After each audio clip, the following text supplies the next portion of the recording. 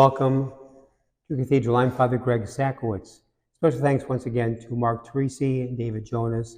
Mark and David, I can't thank you enough for the beautiful music week in and week out for now 4.5 years.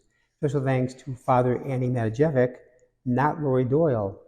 Father Andy is doing today and last Sunday. So Father Andy, not only for this, but for all you do a fantastic job. Thank you so much. Before I begin, congratulations to our Holy Name Cathedral. Tomorrow, November 18th, we celebrate 175 years as a parish. So November 18th, 1849. And you're all invited this coming Sunday, November 24th, at the 12:30 Mass with Cardinal Subich presiding for a big celebration. Also, tomorrow on the 18th, you're invited to the noon Mass, which I will preside, our actual 175th anniversary birthday. It's a long time. By the way, I was not the rector at the founding 175 years ago. I'll begin this way on this 33rd Sunday in Ordinary Time. It's hard to believe that we are ending this year liturgically. We'll have one more week with Christ the King, and then Advent begins. Two men were shipwrecked on an island, and one guy runs around the whole island and comes back and says, "There's no way off this island. We're going to die." The guy calmly says, "I make $100,000 a week."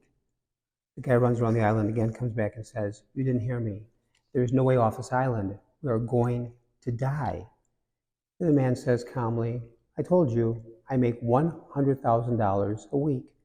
He runs around the island one more time and says, "Let me tell you one more time. There's no food, there's no water, there's no lifeboat, there's no way off this island. We're going to die."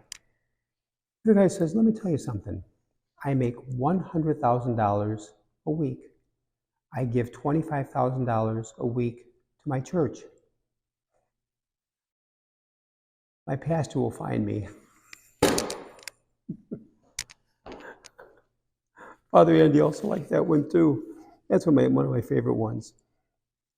At times, life works best when there is a set routine and schedule that is followed. We know what to expect and what is expected. We know what we can count on and who to avoid. We know what works, we know what hangs us up. But this is unreal. Why? Because every once in a while, someone comes along and messes up our schedule. Probably like maybe every day with interruptions. They disappoint us, they surprise us, they anger us. Maybe it's a child looking for that hug. Maybe it's a boss telling us we're no longer needed and we've lost a job. Maybe divorce ends long years of marriage. Maybe an unexpected death of a loved one. It goes on and on. Many years ago, Father Henry Nouwen was giving a retreat, and during one of the breaks, a priest comes up to him and says, "Father Nouwen, I have to tell you this.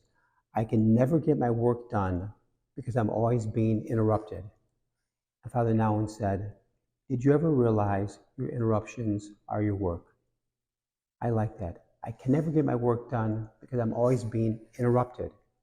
And he said, "Did you ever realize your interruptions are your work?" And those interruptions happen to all of us 10, 20, 30 times a day. We cannot program life. Life is a mystery to be lived and not a problem to be solved. Yes, we all have our calendars. We all keep our schedules. Sometimes events and people's expectations don't turn out the way we had hoped or planned or expected. The point is, I'm beginning to believe we may spend our whole lives trying to control. See, to control life is a form of security, which is probably normal, but we can't control life because life is what happened while I was making other plans, the great line from the Lennon song.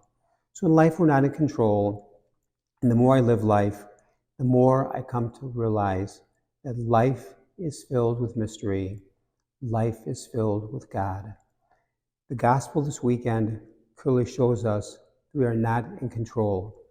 Today's gospel talks about the end of the world, and we are sometimes faced daily with terrible tragedies and senseless killings. Look at the constant tragedies like the killings happening all the time here in Chicago, in our nation, in our world, wars throughout the globe.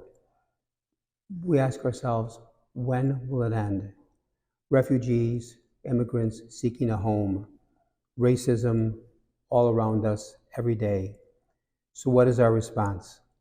The believer, through faith, trusting life, admitting the ambiguity and frailty of life, says, endings can be beginnings. Endings can be beginnings. Never with absolute certainty, but trusting God, trusting life.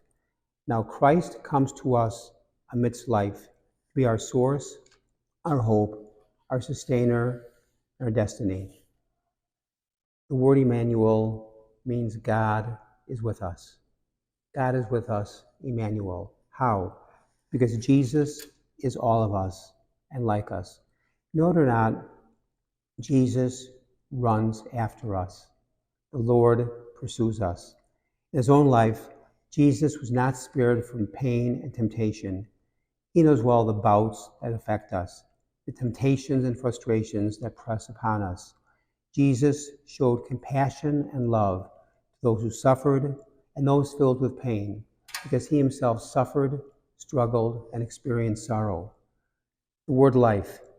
Did you ever stop and think that the word life, L-I-F-E, smack in the middle of the word life is the word if.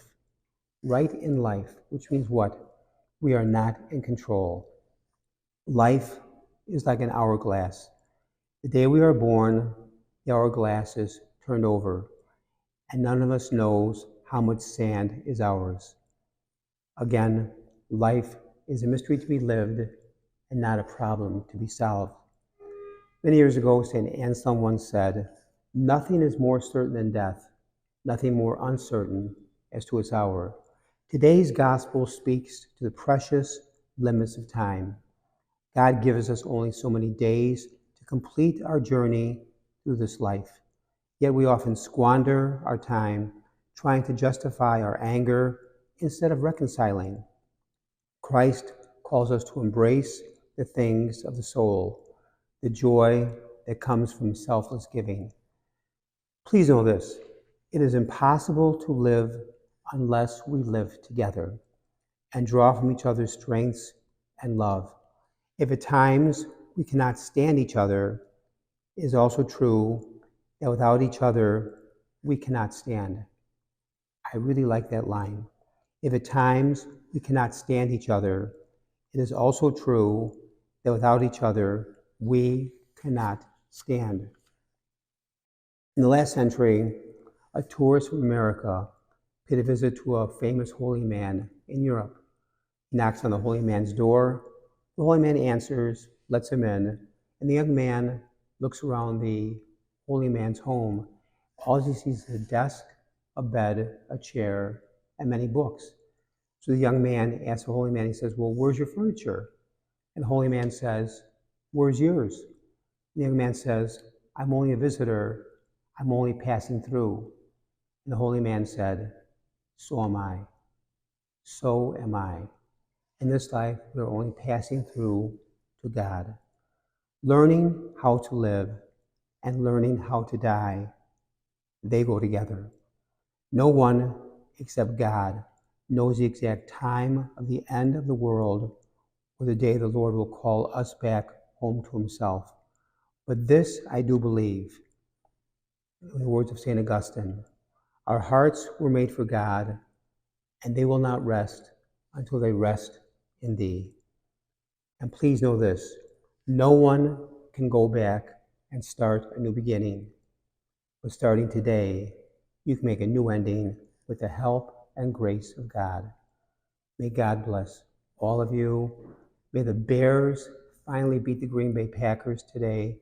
And also, congratulations to Cardinal Blase Stupich, who tomorrow on November 18th celebrates his 10th anniversary as the Archbishop of Chicago. Amen. God bless.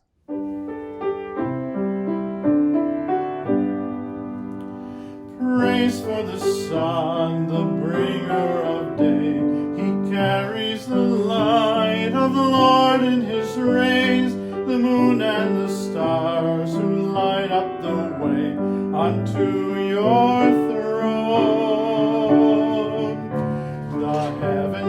tell